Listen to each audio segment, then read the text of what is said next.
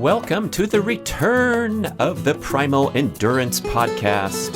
This is your host, Brad Kearns, and we are going on a journey to a kinder, gentler, smarter, more fun, more effective way to train for ambitious endurance goals. Visit primalendurance.fit to join the community and enroll in our free video course.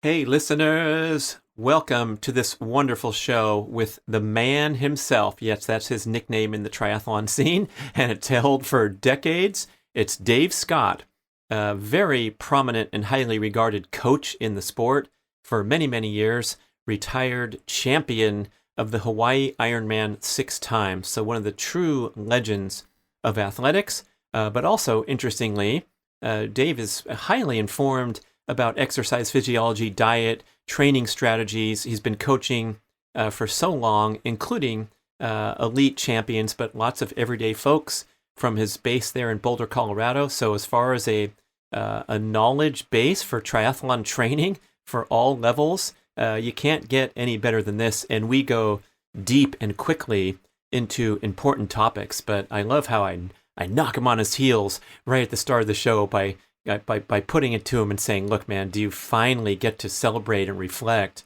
on how awesome you were decades ago? Because he was such a modest and humble athlete that let his performances speak for themselves. And we get into an interesting discussion right out of the gate about that reflectiveness of looking back at your accomplishments and trying to find that delicate balance between, being driven and obsessed for peak performance goals versus enjoying the process and celebrating your successes and not always looking for more.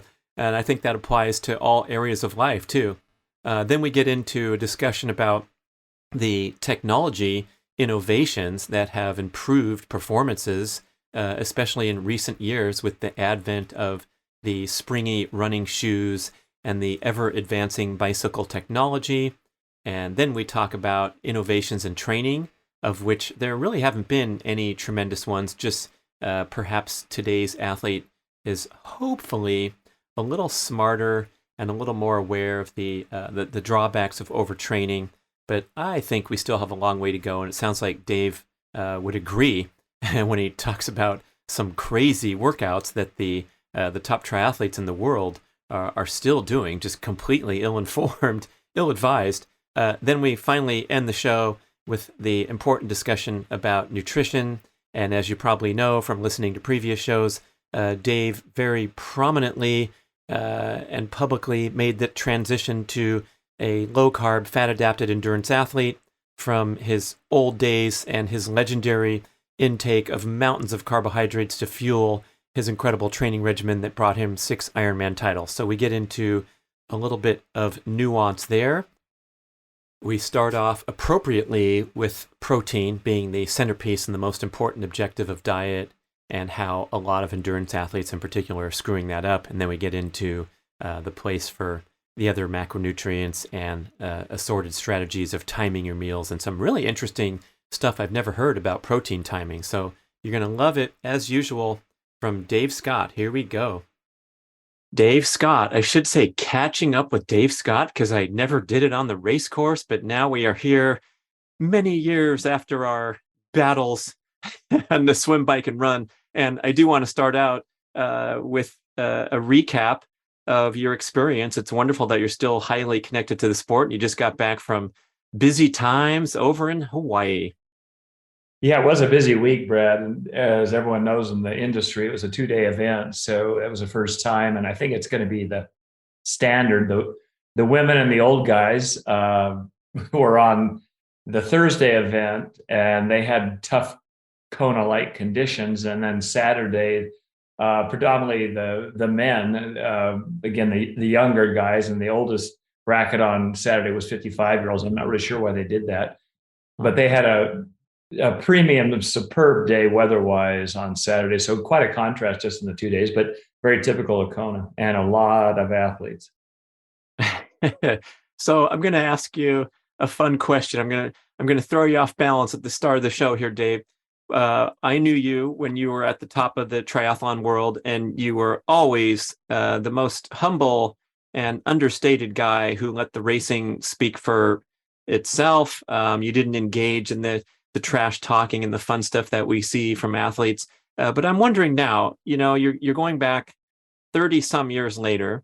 As soon as you land on the plane, I'm sure that you're still the man and you get a lot of attention. And so I wonder if you give yourself a chance now to reflect back and think how awesome your 6 wins were there and the amazing performances that you laid down, even when you were getting older and still came back and raced at the highest level of the world, like no athlete has done since.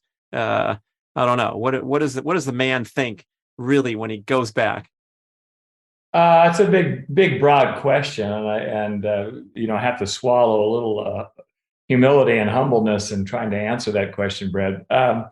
We do have history in the sport, and reflecting back on that, and obviously I was with Mark Allen a good part of the time for a lot of the events in Ironman week, and our placards are up along the Lee Drive where you're finishing, and the big banners with your years that you won. And well, I think some people are looking at that. I mean, a lot of the athletes weren't alive then when we were winning.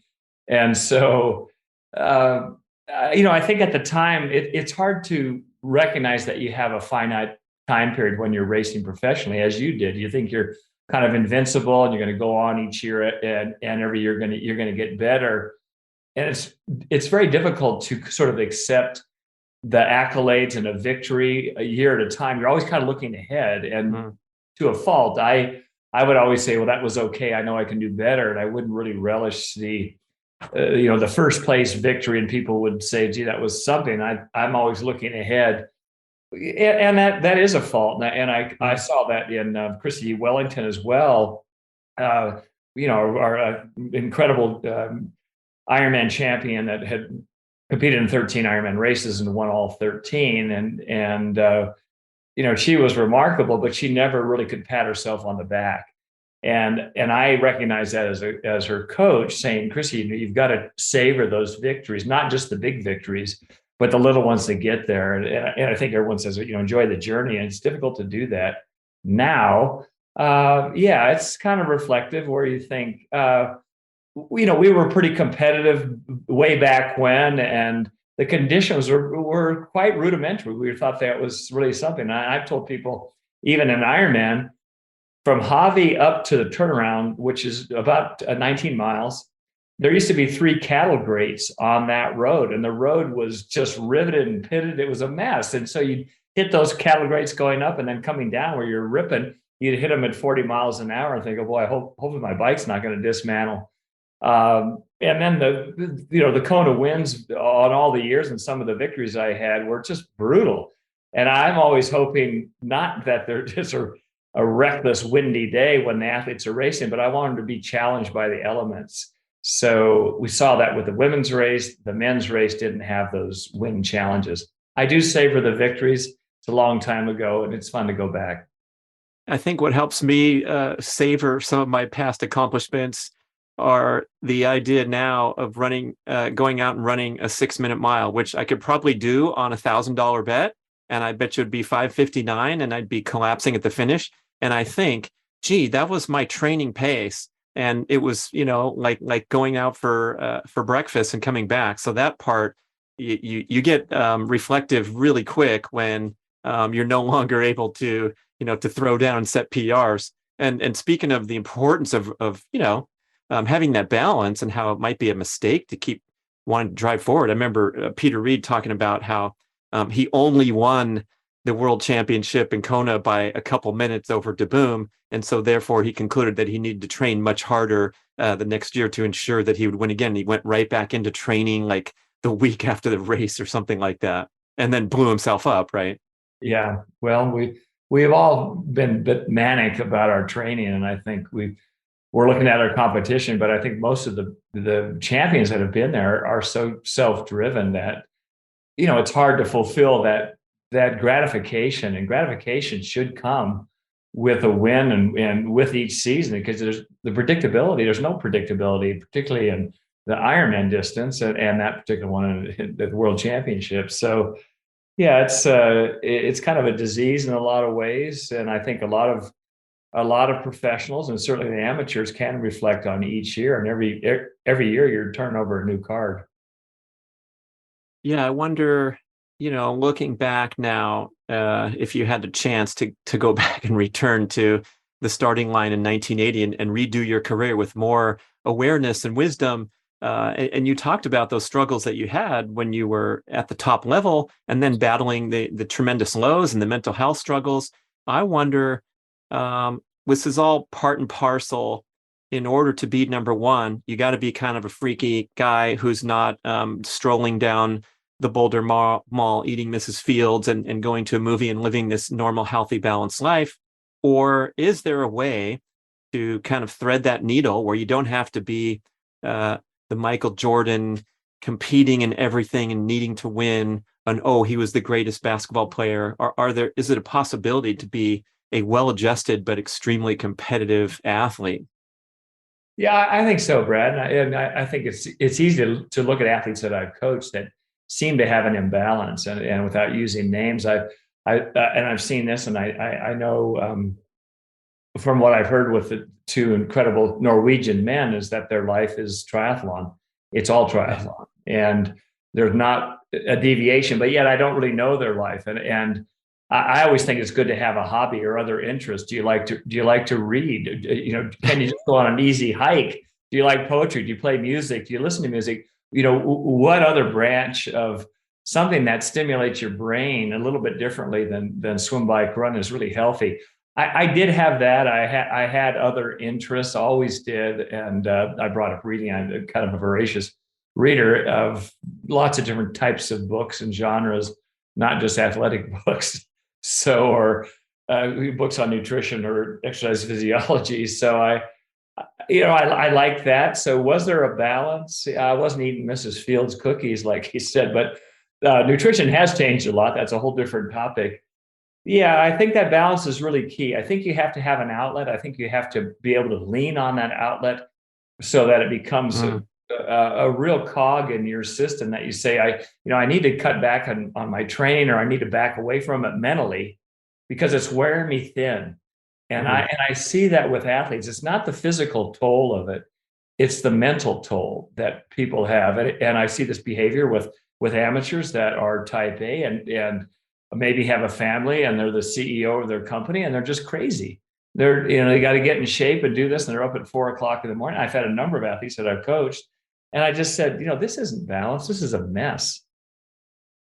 Yeah. I mean, I guess there's an argument for, if you really enjoy the process, like the Norwegian guys who I watch on YouTube, and they wake up and they're all about training and talking about training and living in training quarters and all that.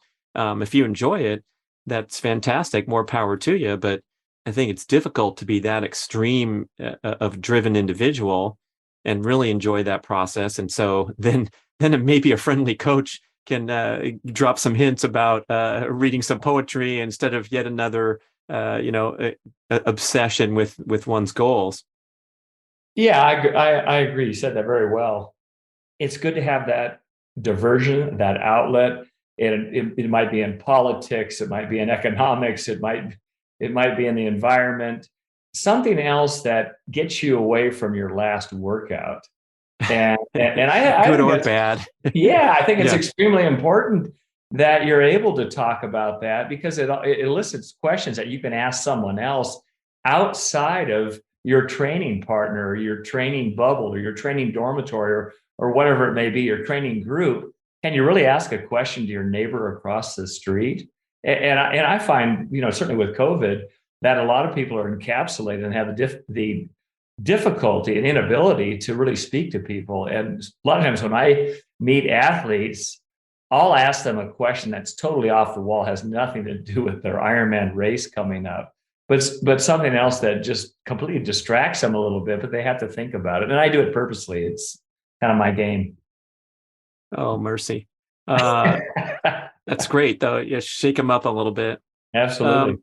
So how has that gone for you from transitioning out of those peak years where you were the competitor winning the races, and then of course your life has been coaching, so you're still involved with the sport and everything, but like our mutual friend Andrew McNaughton says, he goes, in many ways your career peaked at age 27 when you crossed the finish line of your very best race, and nothing else will ever touch that in terms of Dave Scott winning the Coach of the Year award for the third year in a row. It's not as extreme or intense, I guess, as the athletic experience. We know a lot of athletes have difficulty with that transition. Scott Tinley wrote a book about it.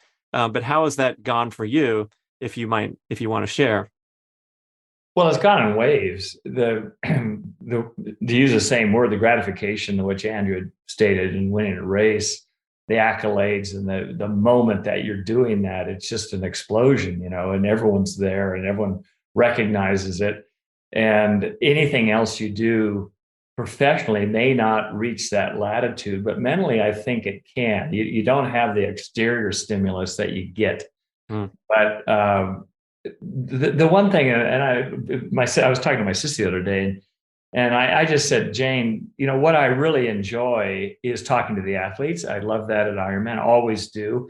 But I really like talking to them, and I like talking to them about health and nutrition, their training program. And I won't use two professionals that I rode back with on the plane, and they were just talking about their program. They said, they didn't do well in the race. They've done well. And they just said, I don't think I have the optimal program. And I said, well, what else do you have? And regarding your program, you probably need to bounce that off, someone else. Well, I happen to be right there. And I said, I'm a good one to bounce it off from. I don't have an individual relationship with you and no reason to or vendetta against your coach. I think it's kind of important that, and again, I keep using the balance, and I kind of, forgot your question, Brad, on, what that really was. I think the difficulty that we all have is, what are the next steps in our career? And people say, oh, Dave, you got to post more on Instagram. You've got to do more social media. You've got to highlight your profile by doing other things. Well, I look at, I look at Twitter, I look at Instagram, but what I like are the things that give me information. I just don't like to say, oh, gee whiz, I rode 40 miles today and my watts were this and I swam this workout. I'm still manic about exercising. I'm crazy about exercising.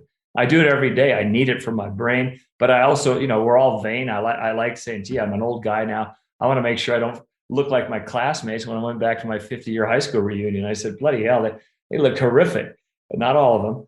I said, I have got the training bug. I'll have it for the rest of my life, and I'll probably have a heart issue in the pool one day. I hope not. So the gratification I have is teaching, helping people. That makes me feel good. I feel fulfilled when I'm doing that. I won't bring this up. They go, why are you doing that podcast with Brad? And I said, because I like giving out information. It makes me feel good. There you go. Wow. So with your training bug continuing for decades, now, are you doing any type of competition? Do you care? Are you dabbling, or is it all about the process? Finally, you get to kind of ascend to a different level with your athletics, really. I haven't. I didn't see your name in the division with the slow guys the first day with the women. I think you were commentating, if I'm not mistaken. So no 70 plus 65 to 69 records for Dave. No, I've kind of let those go by the wayside. Yeah, I haven't stepped into any competition. I probably never will, partly because I've had several heart-related issues, and the biggest thing the biggest physical damper for me, it's not mentally because I'm totally manic and I just want to go faster, is I feel like this wet, heavy wool blanket or a rock in my chest. I've had 2 heart ablations. I've had a pulmonary embolism, and I had a deep vein thrombosis. My heart's been compromised, particularly after that second ablation. And I feel like my ability to take an inspiration, particularly swimming, is maybe 50%. So when I look at times and repeats and so on, you're talking about your 6-minute mile. I could do a 6-minute mile on a 20% slope downhill. So the times are extremely difficult to hit. I look at the 65, 69, there's a lot of amazing athletes. I think, well, they're pretty slow. But, you can say that with a grain of salt, like, well, not really that slow.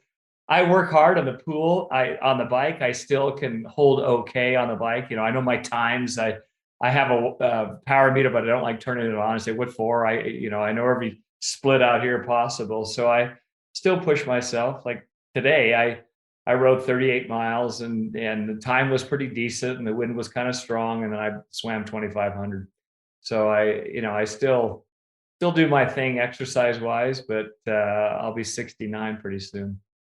Now, are the cardiologists giving you a thumbs up to go ride 38 in the wind and swim, or are you kind of dabbling in, maybe they recommend less? Not that they're going to be the ultimate arbiter of the best interests that you have. I think you would probably be the best guy to talk to.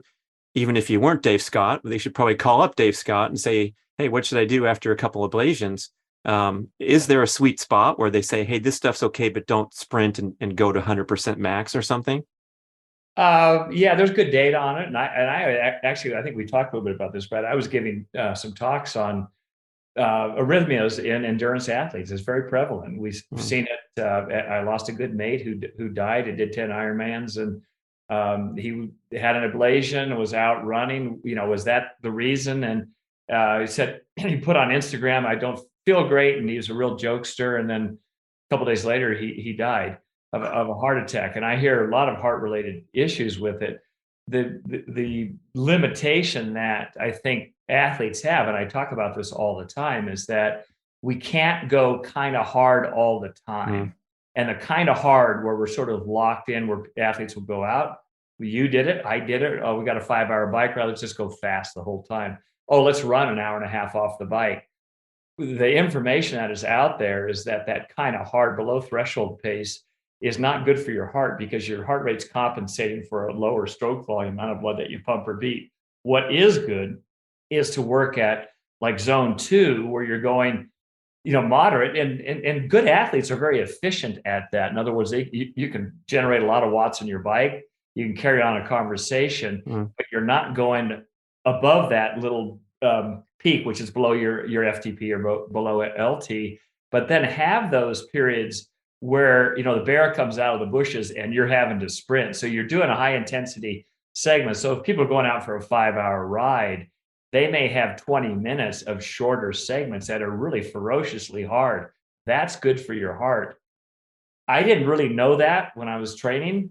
I included it, but I did a lot of steady pace, kind of hard efforts for a lot of decades. And I'm sure you did too, Brad. So I, got these arrhythmias on a day that I was dehydrated. I had ridden about 4 or 5 hours, came back and mowed my lawn, went swimming. And then that night I was sitting down and my heart rate was roaring. Went in the next day and my heart rate was 226. And that made all the physicians jump. So that was the first indication that I had gone, I was dehydrated, which is a big problem. And then I developed this arrhythmia, but I had a pulmonary embolism after a bike crash and a DVT prior to that. So yeah, I guess the messaging on this is that athletes need to be very careful about thinking long is better. And where really just the physiology on this, it really affects your energy organelle, the mitochondria. The mitochondria become dysfunctional. The number of mitochondria is reduced. They don't flush out. In other words, they can't, they're all over your organs, all over your muscles, heart, liver, but they don't look like a 10-year-old. They look like someone's taken a ball peen hammer to them and smashed them. And by doing long distance exercise and also eating too many carbohydrates, actually affects mitochondrial function or dysfunction. So I'm really a smart guy now, but I wasn't that smart when I raced. And apparently, today's modern athlete is doing some things right. I don't know. We'll check back with them when they're 69. And I'm not joking about that, because it's still extreme level of training that the elite athlete needs to deliver in order to excel. But maybe we should jump back to this Ironman results, where now someone's crossing the finish line in unthinkable 7 hours, 40 minutes. But if we can chip away at that, and listener, what I'm trying to do, in case Dave is too modest and humble to do so, is that, this historic performance that you and Mark Allen delivered, that was transcendent, really, because you destroyed the record by 18 minutes, coming in at 8:09, 8:10. So now we have a half an hour to account for. And my contention is that you two guys in particular, at the prime of your careers, were doing a lot of things sensibly. You were training very hard. You had a lot of knowledge, awareness, experience.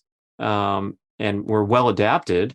So now are we looking at people that had better parents and started into triathlons at age 10? I know we have the road surface and the bike, so maybe we could just hit some of all those checkpoints that come up in terms of comparing, contrasting. Well, I think, the first thing you want to look at is, what's the evolution of man and womankind just genetically? And then the second part is, what is the science application through their whole careers? When are they starting? You alluded to that. And, what sort of science profile are they following and protocol that they're following, that they're developing earlier, and they're developing world class by the time they're 20 or less. Certainly in triathlon, we're seeing that. And then I think the third part is it the genes? Is it the science, the physiological development, the evolution of man and womankind? Or is it also technology that is accelerating the drop in times? And, I have mixed feelings about it. I think all the technology that's behind it, with the science, nutrition, and sleep, and hormone levels, and looking at cycles, that's a cool thing. That's awesome. Boy, what if we had that? That'd be pretty neat. You can look at it from day to day, and they're doing that now. And I think the athletes should take advantage of it if they can do that at the top level. Absolutely. And there are athletes doing that. The Norwegian boys are good too to look at. The technological side of it, I do have very strong opinions on this, and I'll express them to you. I think we have to look at, is the adaptation just what I alluded to, or is it the technological advantage that is really accelerating performance? And let's start with the running shoes. The running shoes have been out for a couple of years now. The data that when they first came out, and Nike looked at them, there's a 1.9 to 3.2% improvement in speed, and everyone has to use them because they're faster. And you look at the world records in running, particularly longer, 800 meters all the way up. All but 3 world records have been broken in the last 2 years. And same thing with women. Masters runners, same thing. We're seeing incredible times. The remarkable thing about the shoes, and every shoe company has them, is that they provide more cushioning, so you're not getting the eccentric load. And that's what people feel in the longer race, and they certainly feel it in the Ironman. Your foot hits the ground, boy, you get this nasty shock that reverberates up through your foot and calf and knee, hips, your whole core, shoulders, your head. And now you're getting the cushioning, but you also get this lever action. So you're not having to put your foot in extreme dorsiflexion, which exacerbates the load. And you get this trampoline-like effect. And there's not a runner or a triathlete alive that will say, oh, they're not advantageous. Everyone's wearing them. Of course they're advantageous. I don't like them, and I think it's parallel to the swimming suit that we saw that during that era in 2008, I think 9, 10, 11, and Olympics, there was 130 world records broken in swimming because the swimsuit floated. And the international governing bodies of swimming finally said, these are illegal.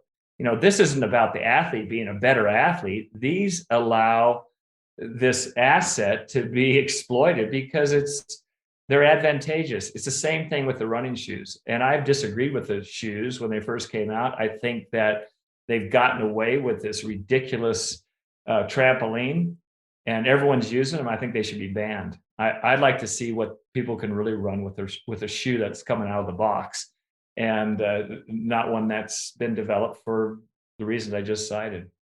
Yeah, it's kind of like golf, where Tiger Woods came along in '97 and overwhelmed the historic Masters golf course. So what did they do? They took out bulldozers and spent $80 million lengthening the course because the technology was getting better and better. And I think for amateur sport to survive and be economically thriving, maybe let whoever wants to buy these expensive shoes and get a spring-like effect so they can break 5 in the marathon. They come in at 4:59 instead of 5:12. That's fine. I mean, it's maybe not fine, but I think when you're talking about elite performers, establishing a different set of rules seems like a reasonable solution. And then we can, talk about records and things that matter to people.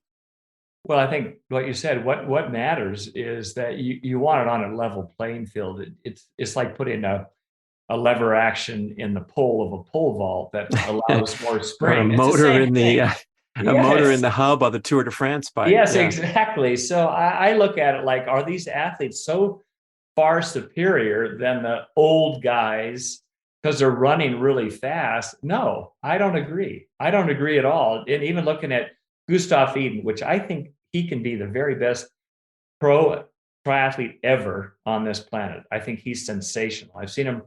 I've seen him race. I saw him in Ironman or 70.3 Nice. He's elegant. He's gorgeous. He's phenomenal athlete. He has the whole skill set, but I do not like the shoes. And I think when we look at his 236 that he did, yeah, sensational, but it was aided by the shoes.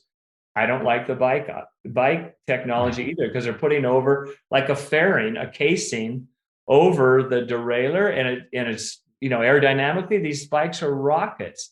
And what people were always looking at was how many watts per kilogram are these athletes generating. It hasn't really changed, but the bike's efficiency and speed is outrageous. So Gustav Iden is a good example.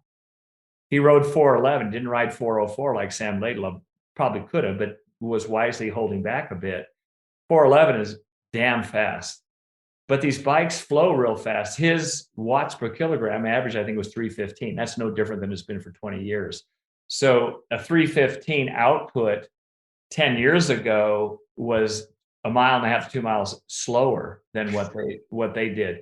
So I don't like the casing. I think, and they also had some sort of fairing system on their clothes.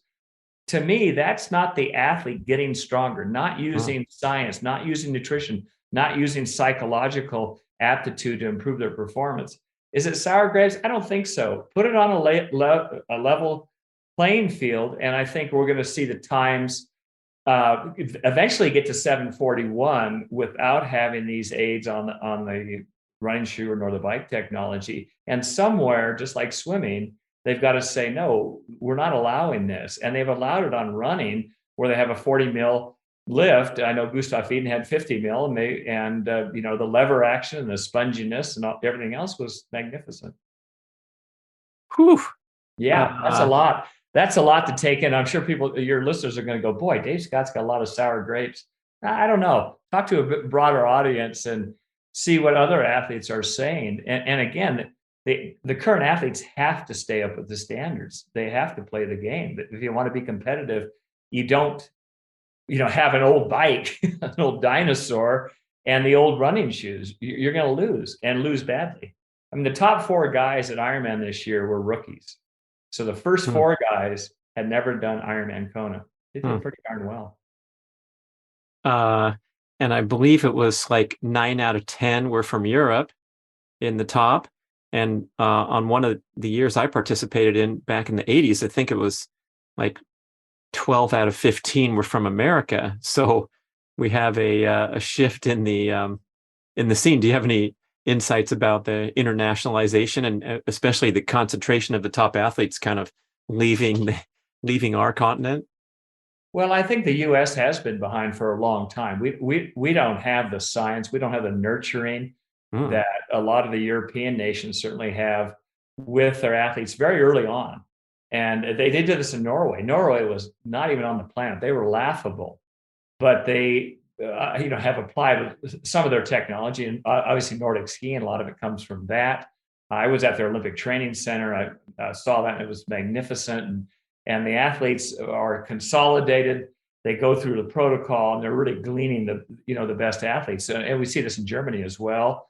Switzerland has done it for a while. I know in the UK, certainly they've done it in cycling and also swimming.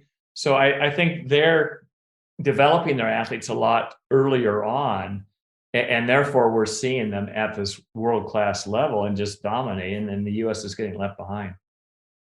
Yeah, I guess all we have here is kind of more of a free-for-all dynamics. We have the college recruiting system and the collegiate development system, which is horrible in my opinion, and they ruin a lot of athletes.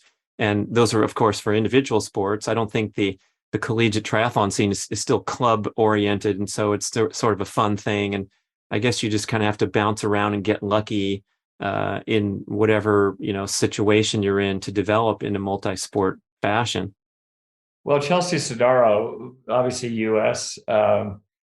She came from, initially she swam, when she was in her youth. So she had that background. She's obviously a very solid swimmer, and showed her talents on the bike, and then just annihilated everyone on the run. And again, the run times collectively by the women all the way through, because it was a very difficult day, were pretty slow. That comparatively they didn't shine like the men's times, and that includes the age group times. But she as an American, obviously you can't displace number one. So and I think she came from that swim background as a youth, but she also ran competitively at Cal. And I remember talking to her because I went to school with her mother. And Chelsea Sodaro actually lived in my childhood house on Elmwood Drive in Davis, and her mother lived 2 doors down. So we have a long history. So Marcy, her mother, said, "Hey, will you talk to Chelsea? She's thinking about doing triathlons." Well, I called her. This was years ago, and I said, Oh, "Yeah, you ought to do it." incredible. Yeah, so that was kind of interesting, and she obviously had the day of her life racing. So you alluded to one, I guess we should call it an innovation, where perhaps today's athlete is a little smarter about going kind of hard, quote unquote, from Dave Scott, and now is maybe more structured with measuring watts. But I guess mainly measuring heart rate would be the main operative variable here, and just being more sensible with your training. Do you see that as a phenomenon? And then do you see anything else, innovation style, where these guys can, for example, get off the bike and run a 29-minute 10K split in 86 degree Fahrenheit in Tokyo to win the gold, and then throw down a 404 bike ride and then hang in there and run it to 240 marathon? Like usually the bike leader was always the guy grandstanding and breaking the record and then trying to break 3 hours so he could remain in the top 10. And now it's just like, what are these guys doing in training besides maybe polarizing a little better, or however you want to characterize it? Well, I don't know. It's a hard question to answer, Brad, because I don't know the intricacies of their training program. They're obviously doing a lot of things right. And to develop that top end, I remember even when I started advising Craig Alexander, who was great Olympic distance ITU athlete, kind of at the cusp of ITU, and he had a top end. And I said, you never want to lose that top end, and it's a gift. And I think we're seeing a lot of athletes that have gravitated from the ITU shorter distance, no problem going 70.3, and now we see them step up to Ironman. They're going fast in everything. So I guess, not to reiterate the same issues, that you don't enhance your mitochondria, your aerobic enzymes, your blood cell volume by going long. And I see a lot of the pros and also amateurs that feel like, gee, if I could just get in those last few longer days at the end of my season, I'm going to go faster. And for most of them, it's a detriment because they're already in good shape. So capillary density doesn't go up. Aerobic enzymes don't go up by doing that big long brick, 2 weeks before the race. Yet you're seeing what has been printed, that Gustav and Christian ran, I don't know, 38K or something that was during Ironman week or a week before. And so people are saying, well, that must be the right thing. I'm saying that they're lucky because they're lucky because I think it's a gross mistake. Was that the right recipe for them? Absolutely not. And how do you refute success? Well, I'm sitting here, well, golly, Dave Scott, what do you know? You don't know anything. These guys went first and third, and Blumenfeld ran that 29 minutes in Tokyo, and he's an amazing athlete, and won Ironman earlier this year. And it's just, they're phenomenal. But does it make any physiological sense to run a marathon or close to a week before you're doing an Ironman race? Absolutely not. And I think, you can, the coach is probably revered because he's had great success, but I think that was a mistake. Besides that, how do you feel about their training? It reminds me of Phil Maffetone said this once. He said, you don't need to train the brain to suffer, but a lot of our training is contemplated to where we need to get a little more confident running off the bike for 26 miles. So I'm going to do one more longer brick. And it's like, no, the brain, if you come and put a gun to my head or your head, you're going to go out and do your 6-minute mile. I'm going to have to go run 20 or something that's beyond my capability now. But it's an interesting insight. And he adds that you don't really need to train the anaerobic muscle fibers to any long duration or frequency because they're fast and explosive by nature. So that leaves nurturing the aerobic system. And at a certain point, the long stuff. Although I should ask you, is there some disagreement here where another coach might contend that you need to go beyond the race distance a bunch of times to optimize? Yeah, I don't agree with the statement that you just said about with Phil Maffetone and just doing aerobic work. There's no way that you can develop those, particularly fast twitch 2A muscle fibers. You've got to activate them. They suck up a lot of glycogen if you're not doing it. They have a high fatigability rate. They have a high contractile rate, about 5 times a slow twitch. And some people genetically have a higher predisposition of those fast twitch 2A. But if you're not doing them and just going out and going long, slow, easy, that no one's going to get faster doing that. So I know that the implication of what Phil said and what you just said didn't follow that. So you have to do some of the higher end stuff. We know that is a huge feedback loop for your physiology. It's good for aging. And ultimately, you're going to rely on those when you race, whether it's Ironman distance 70.3, unless you're a first timer and want to just survive those distances. So I think going over the distance, well, it just happens to be a funny event that was concocted in Hawaii with these really odd distances. So people think, I got to ride 180K or 112 miles, but I'll do 120 just to make sure I can go over the distance. And I'm going to run 30 miles on trail, which is over the distance. I think that's fine in the early part of the year, and you don't do it every weekend, but it's also, as you may have alluded to, you're kind of saying, you're satiating your brain, saying, I can do that. I've just done the distance, or I've done it a couple of times. Where people get in trouble is when they get fit. And when they get fit, and they think, I've got to go long, but I've also got to go fast, and I've got to do it more frequent in my training program. That's the big mistake. And so you've got to be a little more discretionary on doling those out. If you're doing a long bike or a long run, you don't want to do them back to back every weekend as you're going up to that final 12 weeks for your big A race, whatever that is. That's a mistake. So I think that's the problem, that people say, I just do that one last one. What happened to be the longest one, the fastest one, and it probably sets you back. I remember Craig Alexander, I was advising him. So there was a lot of latitude. I'm going to do this, that, and I think you got to change this. He called me 3 weeks before Hawaii Ironman. He had just arrived over there. He said, Dave, I had an amazing training day. And I kind of held my breath. I said, what was that? Oh, no. Yeah, I just like, exactly. Oh, no. It was bloody amazing, mate. I was hammering the Queen K. Yeah, that's just like Craig. Yeah, I remember he ran 20 miles. It was the heat of the day. He ran 3:45K, 6-minute pace. And he said, I felt great. It was effortless. It could have gone, forever. It was kind of parallel to what I just said about Gustav and Christian.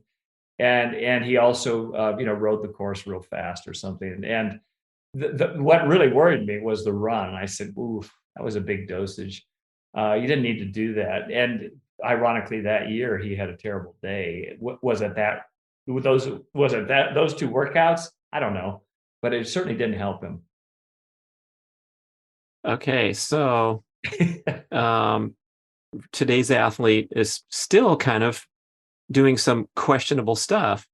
I'm shocked to learn that these guys are out there in Hawaii running the duration of the race course. Doesn't make sense. But I guess I was going to ask, at what point do you bestow that wonderful distinction of being fit versus someone who, let's say, is coming from less fit or unfit or metabolically unhealthy, whereby maybe their best return on investment is to simply build up that base and not worry about going fast? Do you have sort of a tiered system there? And be careful, because Jordan Rapp said on a podcast years ago, like, okay, anyone running slower than 3:30 is not really a runner. That doesn't count. And I got tons of emails back like, dude, come on.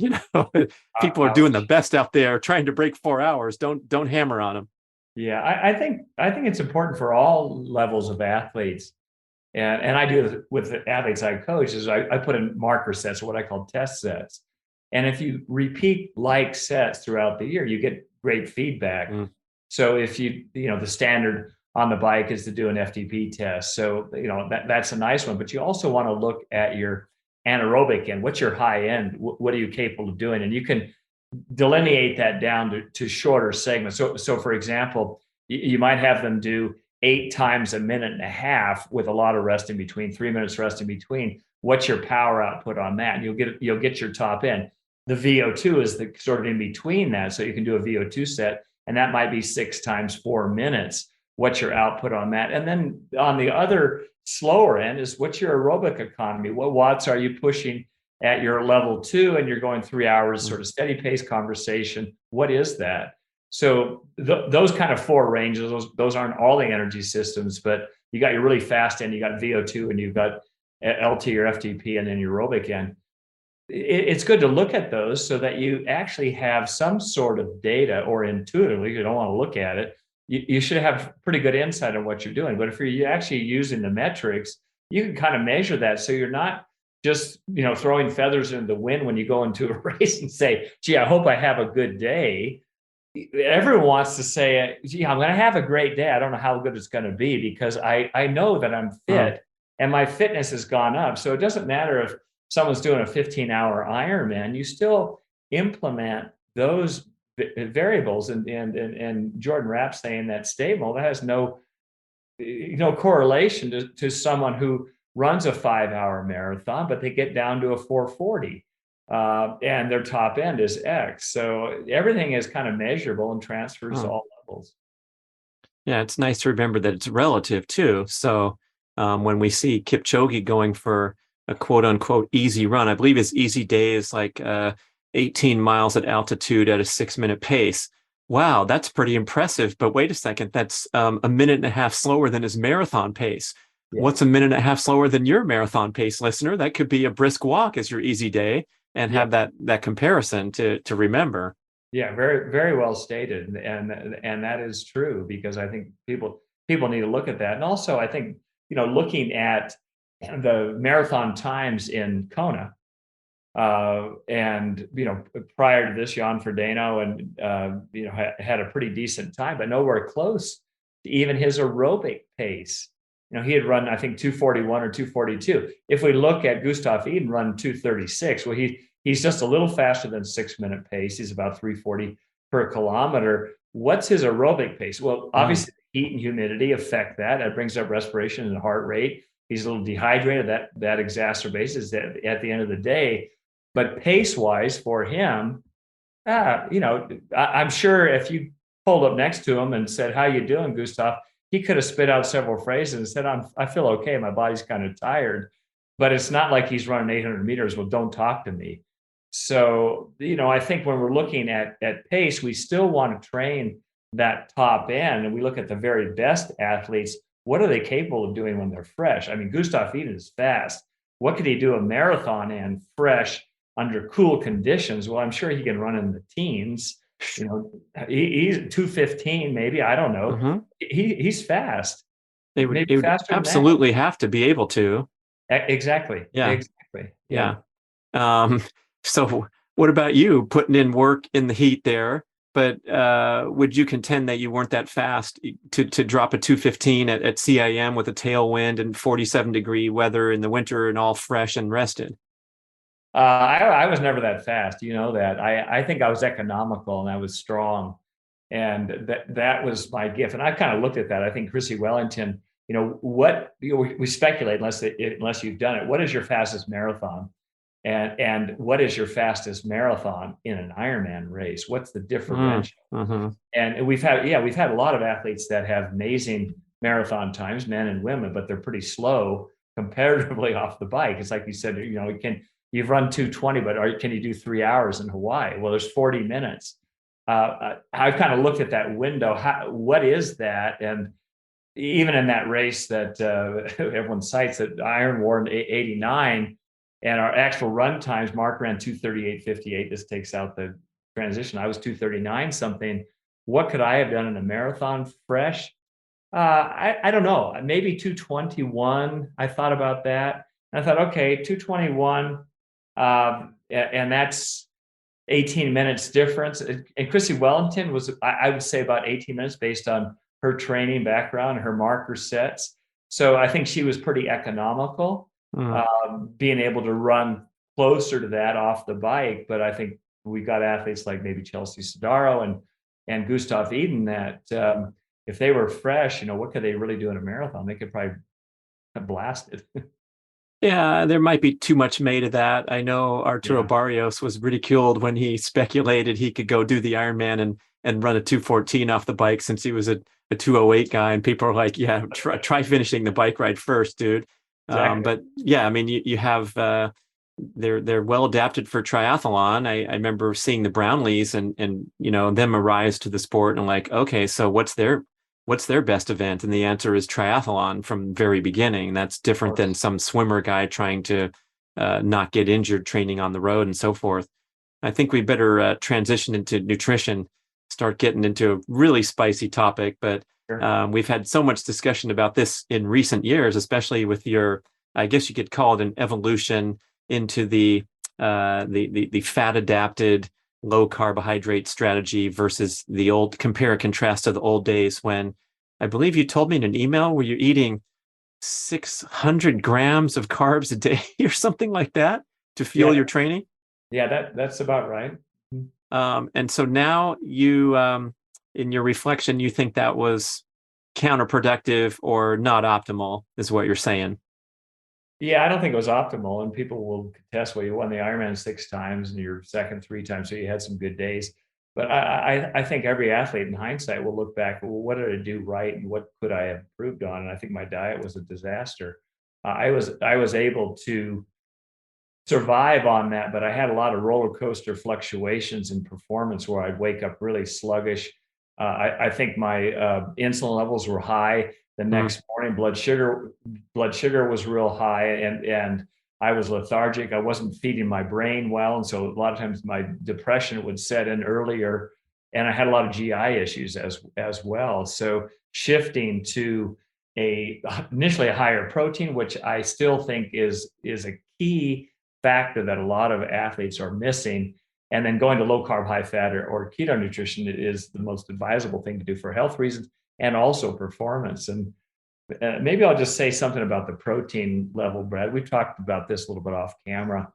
And I think that the protein issue that people have is that, and I certainly see this in my hometown, we see a lot of people that are skinny fat. In other words, they look good in their skinny jeans and hey, I'm at my high school weight, and they've lost lean muscle mass, and they can start losing lean muscle mass early on. We see this in women in their 20s, men certainly in their 30s, where all of a sudden they're thin, but they've lost lean muscle mass, and consequently their vulnerable time starts slowing down. Recovery is impaired, and then add a decade on top of that, the decline becomes almost exponentially by the time they're 40 plus, 50 plus. Oh boy, look out. And then the 60s, we know it can really hit badly if you don't try to negate that. With the protein, the protein, even for people that are heavier, and I'll kind of hit two sides on this, we really want to look at protein grams per day, not calories per day, because the protein does a lot of things. It modulates your satiety center. So Mhm. it has a feeling of fullness. It elevates this key hormone called leptin, which says, okay, I'm full. My brain registers that, and I don't want to eat. So the protein, it by itself will say, okay, I feel full, therefore I'm not going to eat more carbohydrates. I don't need to have this fluid replacement drink that is all carbohydrates. A couple key things on protein is that it also affects insulin level, and you're going to eat this with healthy fat and some carbohydrate. And in doing so, the key with exercise that I think people forget is that they say, oh, I'm just going to have a protein bar and it's got 12 grams of protein. That's a mistake. We need to regulate our metabolic rate by having a bigger block of protein, whether it's breakfast, lunch, and dinner, as opposed to grazing. Well, I finished a workout, I'm going to have 10 grams here and 10 grams there. So if I'm having let's use a pretty big number. I'm having 120 grams of protein per day. And if I spread that out and I have 10 grams, 10 grams, 10 grams, 10 grams times 12, and I have something at night, you don't get the your liver responds to the protein that you're taking in, and it's going to be pushed to your kidney, and you're going to the byproduct is nitrogen or urea, but it doesn't help muscle synthesis. In other words, you're not going to develop the muscle by spreading that out. You're better off eating a bigger block. And for most people, Hmm. with the exception of very lightweight women, but not kids, we need about 20 grams of protein at least minimum at a meal. So we don't want to spread it out. We need around 20 to start with. Can you have too much protein? It depends on your exercise and lean body mass, but the athletes, bigger guys, may have up to 80 grams of protein in that one meal. Hmm. That's okay, but it's key to have this window, and 20 to 60 is kind of the range that everyone should have at one sitting, and not parlay that out a little bit. And you don't get the big insulin response, and then blood glucose follows that after that typically. So when athletes are kind of grazing all day long, not a good idea. It's just not enough protein to start with important homeostatic functions like building and maintaining lean muscle mass, because you just had a little bite and crappy source of protein in the case of a manufactured bar. But that's what you're saying about concentrating it in robust meals. Yes, yeah, that's exactly right. Kids can get away with it because they're lower in body weight, their lean muscle mass is lower, and they can graze, and they're growing, so they can have a protein bar after a soccer match.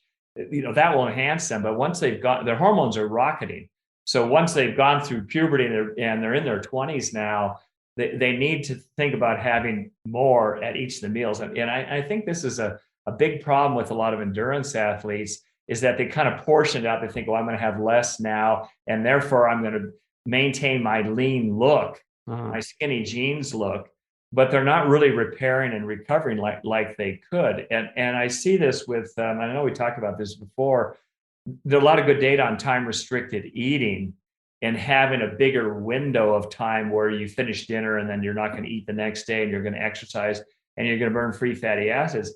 I forewarn athletes, if you've had a hard day the day before and you're thinking, oh, I'm going to have a 14-hour window, which I'm a big advocate of, you don't want to do that. You want to have breakfast in the morning, and you've got to start off with your protein amount that I just mentioned, so that you don't start burning lean muscle mass. And that issue of sarcopenia, muscle wasting or muscle loss, is very prevalent with endurance athletes, again, early on in 20s, 30s, 40s, 50s, and 60s. So I see a lot of athletes that are injury prone. They look good, but they get slower and slower and slower because I think big part of the puzzles are not having adequate protein and the timing of it.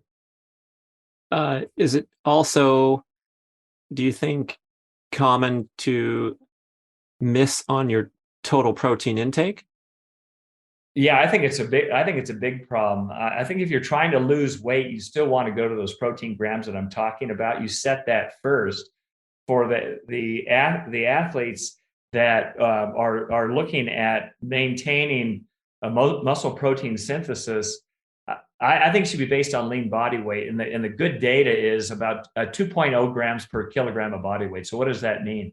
If I have a 154 pound athlete, divide that by 2.2, whatever your weight is in pounds, divided by 2.2, that'll give you kilograms. So 154 pounds is 70 kilograms. The range is between 1.6 to around 2.2. That's where the science shows that we should get this muscle protein synthesis. And so let's use two. It's easy. So 2 times 70 body weight is 140 grams a day. Or to So be real easy, just how much do you weigh? yeah, And you're going to get somewhere around there, because I think most people are not yeah, inputting everything into their meter, right. but that's possibly significantly more than some really clean, health conscious eaters are getting in every day.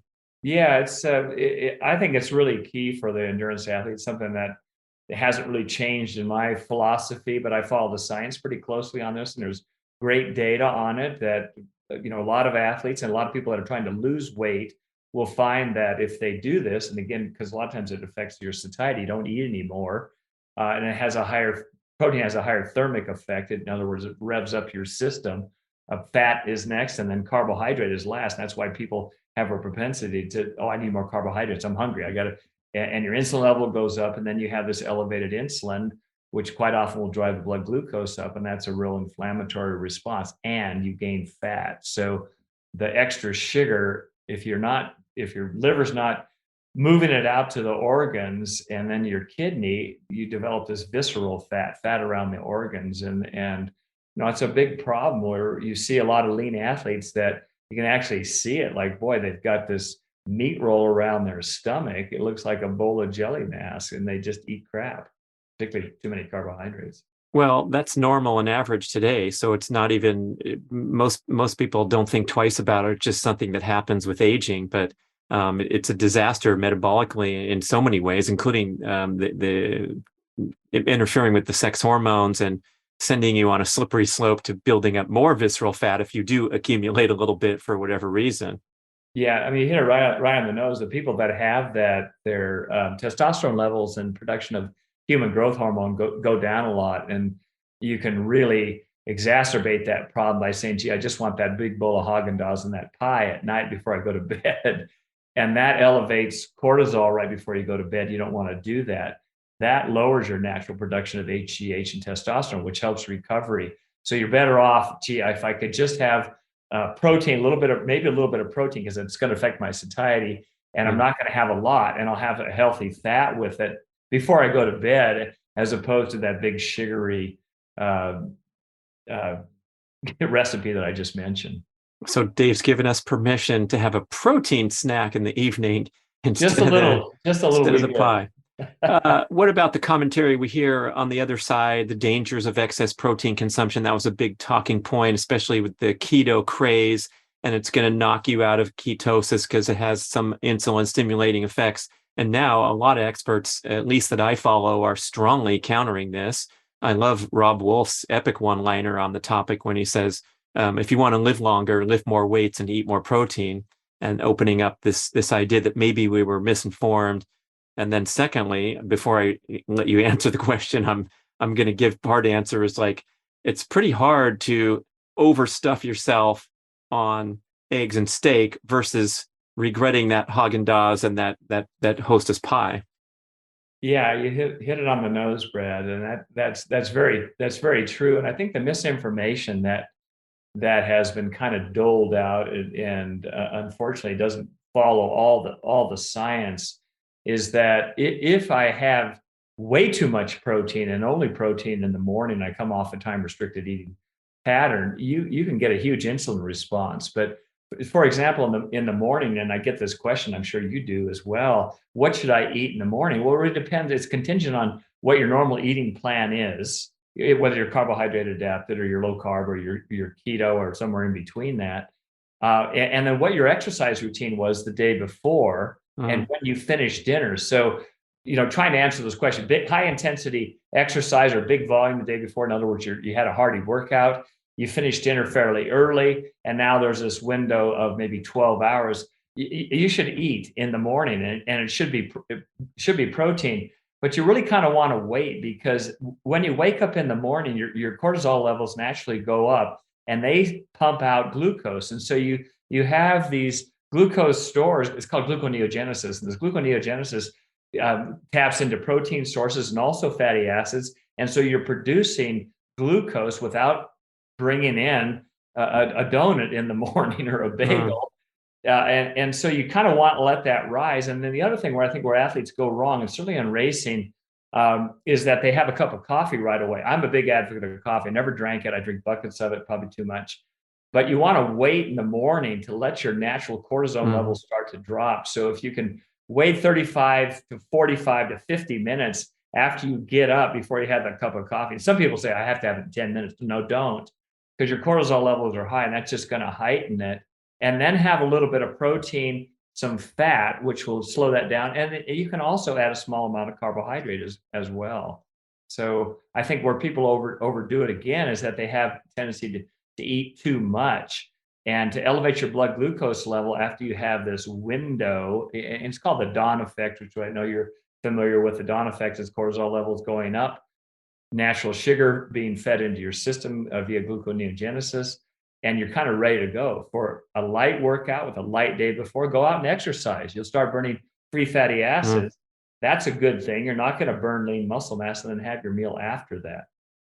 I think I wrote you that I've been experimenting with different strategies lately, and I'm wondering what you think about Jay Feldman's recommendation, I guess you could call it, where if you do give yourself some nutritious carbohydrates sometime in the morning, and you're going to intervene with that gluconeogenesis, which is arguably a stress mechanism, and in the big picture, when you're trying to recover from a big workout or prepare for a busy, hectic, stressful day with workouts and things on the schedule, could that be a winning strategy for a metabolically healthy athlete? Yeah, I think it's not a zero carbohydrate, and I'm not an advocate of that. So even if you combine some protein and fat, quite often it has a couple grams of carbohydrate. And if you're a milk eater and you have whole fat plain yogurt, and then you add some nuts to it, even macadamia nuts were about 90% fat. They have a very small amount of carbohydrate. That's not a great example. You add coconut to it, which is a fruit, coconut shavings, or and then all of a sudden you're starting to add carbohydrates. If you want to add a healthy fruit to it, a lot of people say, "Well, I really like blueberries; they're really flavorful." But they're high in fructose. You don't add a lot of them. Raspberries are less. Blackberries are less than that. I mean, generally the berries are fairly good. So yes, I agree that you can add the carbohydrates, and I think even people that are looking at keto nutrition, if they're actually measuring their ketones, they're not void of carbohydrates. I mean, you're eating a lot of healthy cruciferous and leafy green vegetables throughout the day. And a lot of people will be in ketosis and be able to go back in that with 100 to 130 grams of protein or carbohydrates a day, not 600 like you talked about, which I used to have. And that was a lot of bad ones. Okay, so there's a sweet spot for many people, including you, somewhere between 600 at the extreme training level of the old days, and then in the, I guess you could call it the ketogenic framework, where we're deliberately watching those grams of carbs in order to kick into purported health benefits. So, how do we wrestle with this somewhat controversial topic these days? Well, I don't think it's really controversial. I think a lot of people just don't really know about it. And I think when people initially, if they want to go to keto nutrition, they've got to kind of flush their system. And you're very versed on this area. So it may take a couple of weeks initially just to flush out the glucose from all your organs. And sometimes people feel sluggish during that time. The last adaptive phase of ketone nutrition is your muscle glycogen and liver glycogen will go up with a high healthy fat, moderate protein, and low carbohydrate. And there's a lot of great studies on this. One called the FAST study that was done. They were surprised. They said, "Wow, we're seeing glycogen resynthesis on this keto diet. This is great news for people that are really staunch believers in it. That you don't need to fuel yourself with carbohydrates." And this is a problem before races where people are carbohydrate loading, which is sort of passe. So I think maybe just to reiterate that you're not void of carbohydrates on low carb, high fat, and being an athlete or keto. You're eating carbohydrates, but you need to eat healthy ones, the ones that have fiber. I mentioned sort of the package of these. I send out a list, and I actually put this on a slide in talks that I do. I said, how many have had these? And I'll put fruits and vegetables and proportionally, and it was like 200 choices. It's not really, I can only eat Brussels sprouts and celery and kale. No, it's much broader than that. So what do you think about the elite athletes performing today? Have they locked into advanced dietary strategies, or we still have a long way to go? And not just in triathlon scene, but I'm wondering across the many sports, especially the ones that are dependent on your dietary strategy. I think the dietary strategy is still a mess. I think maybe you said, is there confusion on this? I think there's ignorance. And so people are sort of locked in on, oh, I need this. And I hear this all the time. Many athletes, oh, I had GI distress. I'm taking in 70 to 90 grams of carbohydrate an hour on the bike. And I vomiting, I'm hitting the porta potties on the run. I couldn't have anything on the run. I hear this over and over and over again. Do you do this in training? No, I have way, way, way less. And I said, well, you answered it without me trying to pour any medicine down your throat. Too much too soon is a big, big, big problem. And I think the notion that carbohydrates are the only form of energy is a real misnomer. And if you can access free fatty acids, that's huge. And the other area that is, and I won't mention the company, that is saying, oh, elevate your blood glucose, keep your blood glucose really high. Wear that glucose monitor. I think that's helpful. But driving your blood glucose doesn't allow you to go faster, and it cuts off that fat oxidation switch. So anytime you're pumping in glucose when you're training or racing, you've got to burn that off before you access free fatty acids or access even protein to start breaking that down. Most of the time, that's going to cause water to go to your GI tract. You're going to try to diffuse this. You can only transport, and your blood system can only hold a very small amount. So when we're seeing these really high elevated, he got his blood glucose higher, therefore he's faster, that's a bunch of crap. I've never heard of that, Dave. You say there's some company promoting a nutrition or... Yeah, and I talked to this company, and they've done very well at marketing this falsehood about Super Sapiens. So Super Sapiens has promoted high glucose levels and keep your glucose really high, and so is eating this. And they've even put out old data. When I was in school and studying exercise physiology, there's been studies, the body can handle 90 grams of carbohydrates. It has 360 calories of carbohydrates per hour. Well, I still have athletes doing this. I had an Australian athlete. He said I had 70 grams of calories an hour. I got out of the water and started, judiciously taking this in. And I said, how did you feel? Bloated, gas, vomiting. Well, plus it might not be, if you do it for 4 hours, maybe you could manage, but if you're riding the bike in 6.5 and then running in 5 hours, that's, exponentially more carbs coming down the pipe. Well, it's just, you're working against gravity running, so it catches up to everyone. They're probably not burning anything on the bike. They're just burning their stores that they have because they just fully load their system. Nothing is moving. Their butt's not moving from their bike seat. And all of a sudden they feel a little bit nauseous at the tail end of their bike. They've got too much. And then the first steps on the run, whammo, they feel ill. And it's so common that more is better. And it's really a mistake. And it's a mistake in the morning where people try to load up before the race. And I heard this with many pros. Oh, I got to take more because it's an Ironman race. I need more calories on board. And wow, what a falsehood that is. So your question, is the science there? Yes, the science is there. Are people listening? No. Is the information getting disseminated so that people are more knowledgeable? Maybe a little bit, but not great. So that, I guess, that leaves one question for me. Like at the end of a tough training day, would you see a justification to going and trying to maximize intake of all the macronutrients from nutritious sources in the name of recovery, as opposed to, let's say, watching one's carbs again, even after they burned a bunch of energy? There's been data on looking at this window of opportunity post-exercise. I got to refuel.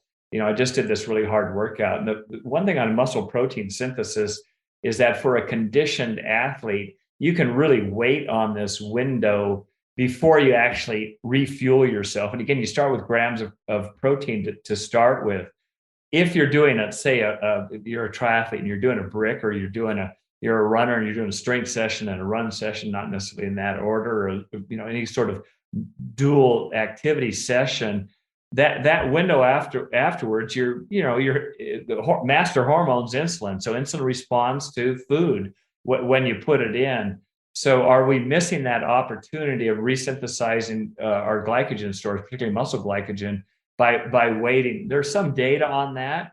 So I think when people finish exercise, let's say they've had a 4-hour block of something, and some of it's higher intensity, even though there's science that said, oh, you can wait because you're a good athlete, I think we should start fueling a little bit within that 45 minutes to 2-hour window to start that process. And then when you have that meal, then come back to the sort of the protocol I was talking about with the protein. I think when we wait like that, are we really missing that opportunity, and are we impairing that period where we can recover? And part of it is when we finish exercise, and Brad, you know this very well, you can be totally hypoglycemic where you just think, wow, my blood sugar is really low. I can't even remember my middle name.